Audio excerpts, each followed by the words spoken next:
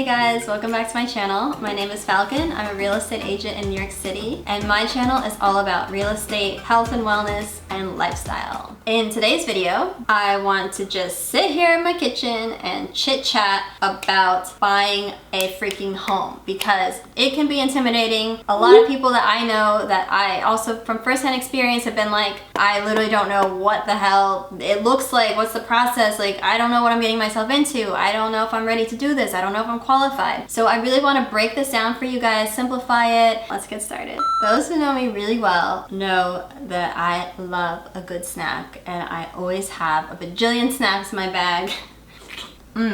12 seconds later.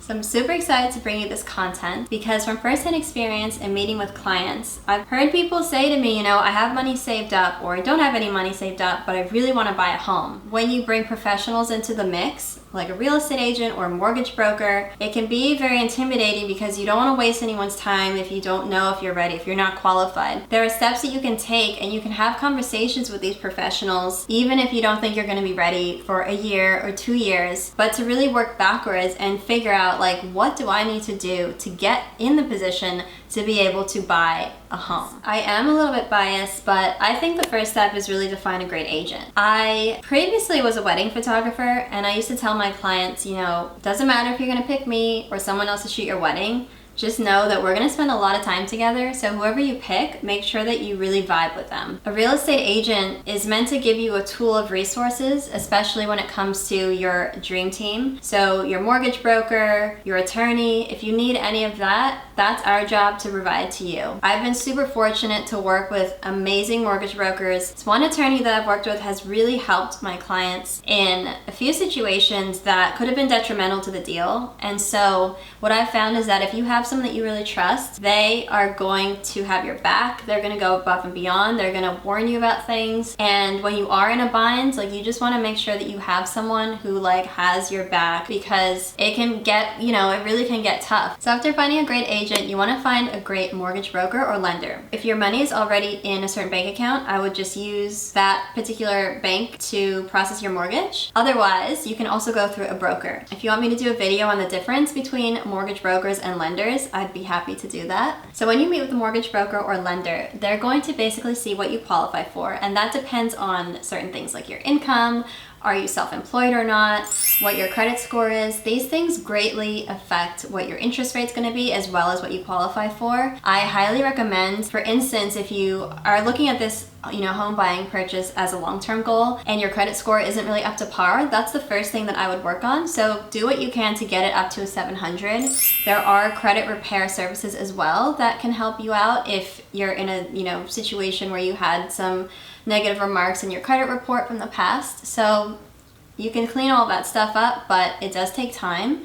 And so this is why I think it's really important to really consider this stuff and get yourself prepared in advance. Even if it's like 2 years in advance, you really want to do this stuff the right way. You don't want to get pushed into a loan that has a high interest rate that, you know, you're basically paying thousands of dollars, you know, long term on a 30-year fixed rate or whatever, you know, that mortgage would be. So it's really important to get yourself right so that you are naturally aligned with being in the position to get the best mortgage for your home. Also, as a side note, if you are self-employed, getting a mortgage can be a little bit more tricky. You want to, there's actually two things to mention. The first thing is that you're going to have to show your last 2 tax returns, so that's the first thing. The other thing is that, and this is why, again, I'm so big on educating people and preparing in advance, is that, you know, if you have a good If you have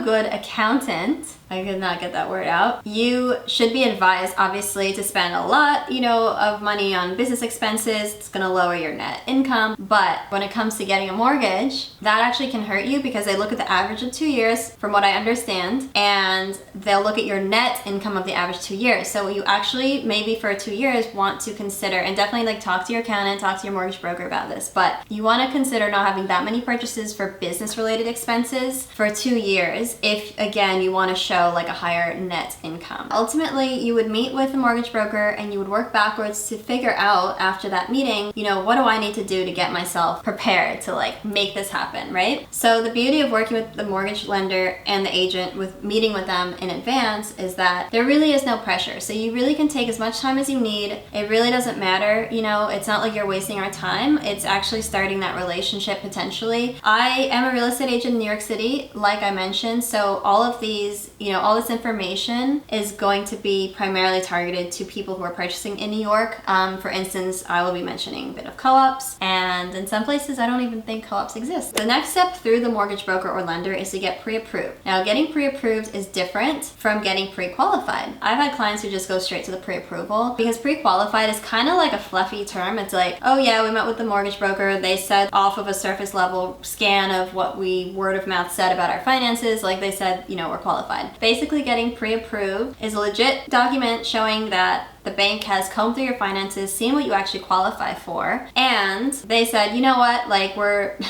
they don't actually say you know what, but in my mind they say, you know what, we're like 85% there, but it's enough to like go out and start scouting your home search. It's your agent's job to scour the market, and this is, you know, week by week by week by week, it all adds up. I tell people, this is like the fun part. This is where you get to see your preferences. This is what I love, this is what I don't love. You then have the negotiation phase, and then you have the accepted offer, then you sign the contract, and then if you have a mortgage, a commitment letter has to be issued from the bank. And depending on if you purchase a co-op, which is basically a share, you're buying a share within a building, you have to do what's called a board package process. It's very dense, but it's not overwhelming. If you're working with the right person, they will streamline that process and prepare you for that in advance before the contract signing, while the contract signing is happening, like all that kind of stuff, just mentally preparing you. Again, if we're streamlining off into its co-op situation, you would then have, you know, if you have that accepted, then you have a board interview. If you're going through any other routes, yeah, you're basically have an inspection. Inspection is so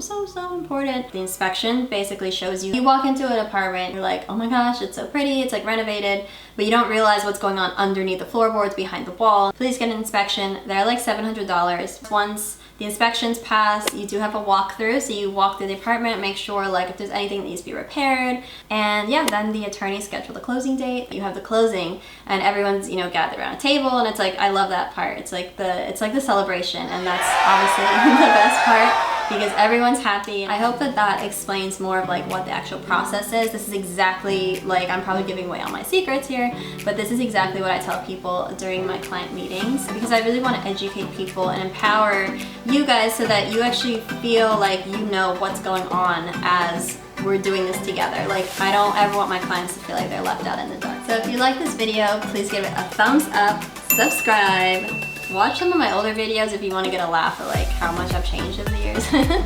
And if there's anything you want me to touch upon, whether like just to give you that idea, like real estate, health, wellness, just leave it in the comment section below. But I really appreciate your attention and have a great day. Bye guys.